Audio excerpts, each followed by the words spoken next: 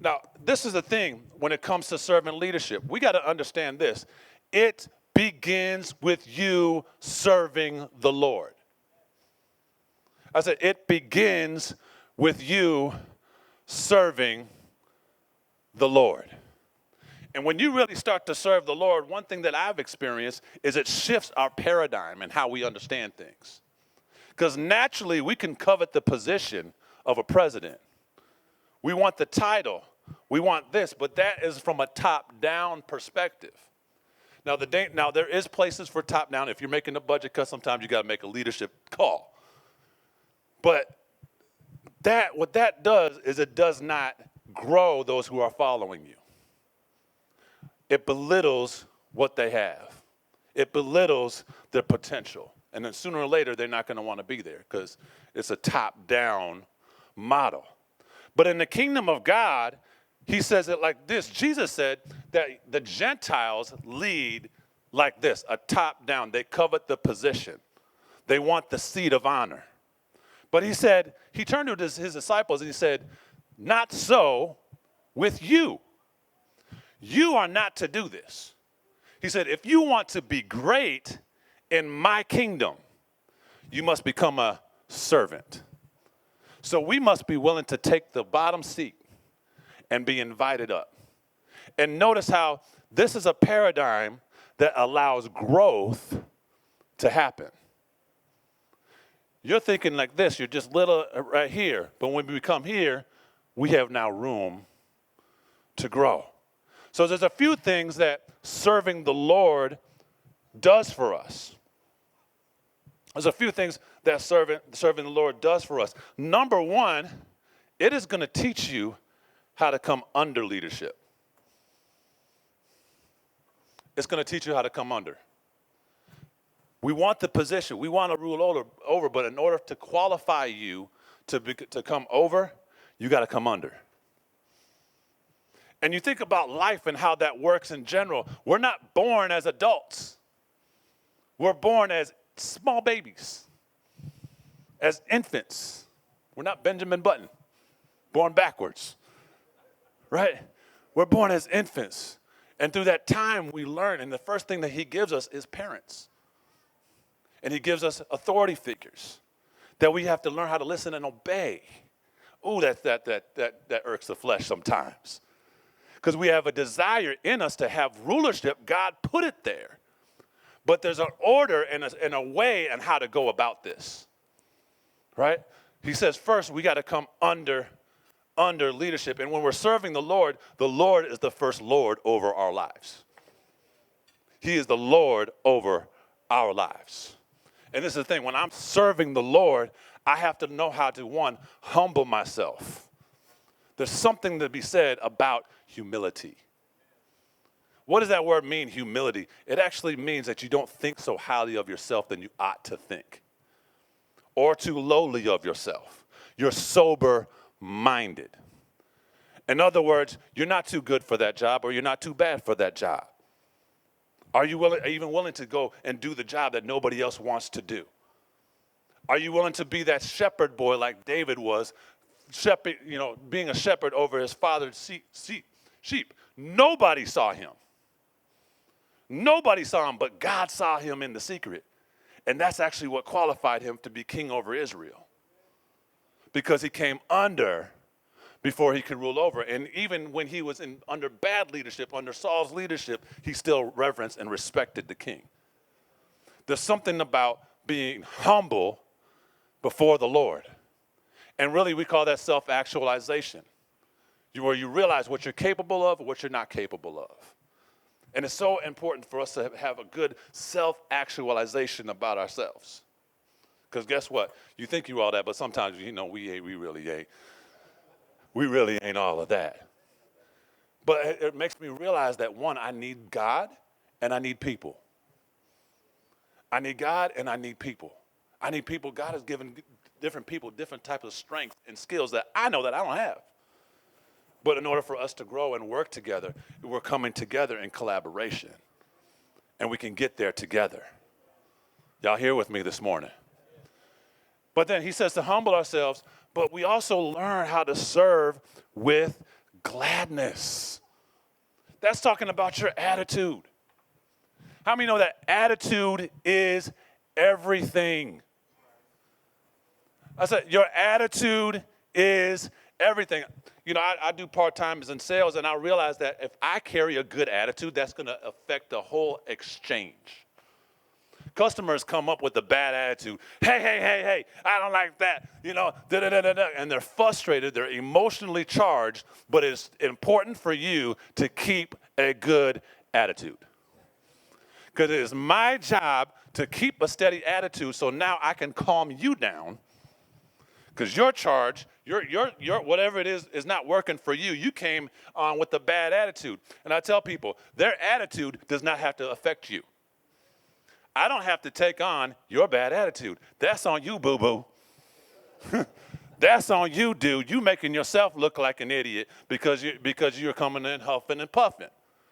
But if I have a good attitude that can lower the gate there, that can calm people down, so now we can talk. I'm keeping a positive attitude. And you know what I'm doing? When I'm engaging you, first thing, smile. Do you know what your smile will do to people? It automatically puts that fence down. It engages people when you smile at them. When you say, hey, how are you doing today? How is your day going? It is good to see you. Thank you for coming today. Instead of saying, I hate my job. Instead of saying, you know, I'm just doing all right. Even if you're not doing all right, confess that you're doing good. Make the confession. I'm going through, but this is not my this is not where my final place. I'm going somewhere with this. I'm going somewhere with this. I can have a good attitude because I know where I'm going. Not where I am, but where I'm going. Come on, your attitude determines your altitude. I don't have to get frustrated on this level here because so-and-so didn't look at me. Well, you didn't look at them. So-and-so didn't say hi to me. Go say hi to them. It's all in your attitude. And then that sets the foundation for your whole exchange. Now I can listen to you. I can see what you're requiring, and we can align you with the right product and the right kind of service because I set the tone with a good attitude. It's an even playing field now. Serving the Lord with gladness. You should be passionate about serving. We should say, where can I get involved? Where can I serve? I ask myself every day, how can I be better today than I was yesterday?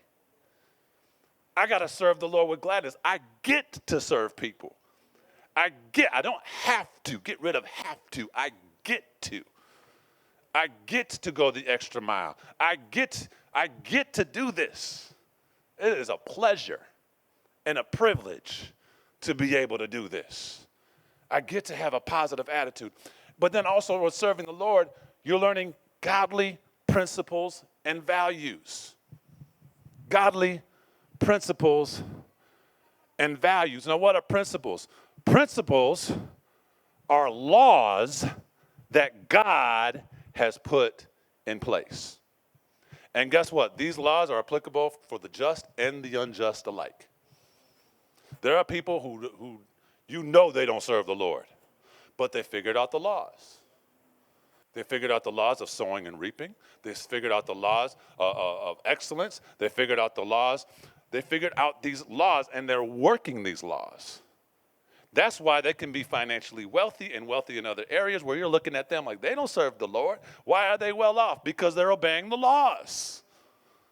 Right? They're obeying the laws. God put laws in the universe that is to govern the earth. Such things as seed, time, and harvest shall not cease. You don't get to the harvest without starting small with the seed. And over the time, you got to cultivate that seed and water it and plant it and water it and plant it. And then you might get excited with that little bit of a sprout, and so many people eat the seed right there. But Jesus said, don't do that. Jesus said, put it back in the ground because the harvest is not yet. So what we got to do is we got to keep on planting, keep on working. When you don't see a crop yet, keep on working. When you don't see that child acting right, Keep on working at them. Keep on working, keep on working. And eventually, harvest time comes where now we can enjoy a harvest because I was faithful with the little. Now, God, over time, faithful does not mean just one time. It's over time, meaning consistently. Now, over time, I can now enjoy a harvest because I was faithful with that little bit of a seed. I did the right thing with that seed. I planted that seed in the right ground. I tilled it at the right time. I understand the seasons and times that I was supposed to do things. I was responsible with what I was given. Those are laws that God has put in the earth. But this is the thing that we separate ourselves as believers. What do we value? Value is what you hold dear. Do you value how you treat people? Do you value how you treat people? Do you value being on time? Do you value, here's the word, integrity? In other words, you're going to do what you say you would. When you came and signed up for this job, you said you're going to be on time. Why are you late? When you said you're going to do this, you said that you were the best at this. This is now their expectation of you because that's what you said. And a lot of people are dealing with now is people are not of good integrity because they won't do what they said they would do. Even in little things like, hey, are we going to do lunch one day? When can we do it on the calendar? We always say we're going to get it on the calendar. And you never follow through. See, follow through is huge to our growth and success. Is how we're following through. I want to be a man of integrity. At least I can check. I got the technology now. I may not be able to get to you from us, but we can check. And I can say, we can do this. We can do this on this day. I'm going to show you that I'm going to be a person of integrity. Now it's on me. It's on me to follow through now. Can we be people of integrity? The word says in Proverbs chapter 3, he says, never let goodness and mercy forsake you. In other words, goodness, telling the truth. Mercy, are you compassionate with people? Never let goodness and mercy forsake you. He said, write it on the tablets of your heart. And he says, when you do this, you will find favor with God and with man. We're not to just have favor with God. We can have favor with man. We need to have favor with God and with man. And this is how you're doing with having favor with God and man. And really out of serving God, you're really serving people. Because we're not just coming and singing a song on Sunday and call that serving God. God does not need you to just sing a song to him and make him feel pleased, even though that's part of our worship. Our worship is how we engage with each other and how we treat one another and how we serve one another. How we're engaging with people. He said this, Jesus said this, if you love me, obey my what? Commandments. What is the one commandment? Now it's one. It is love others as I have loved you. We demonstrate our love and our service to God by loving other people.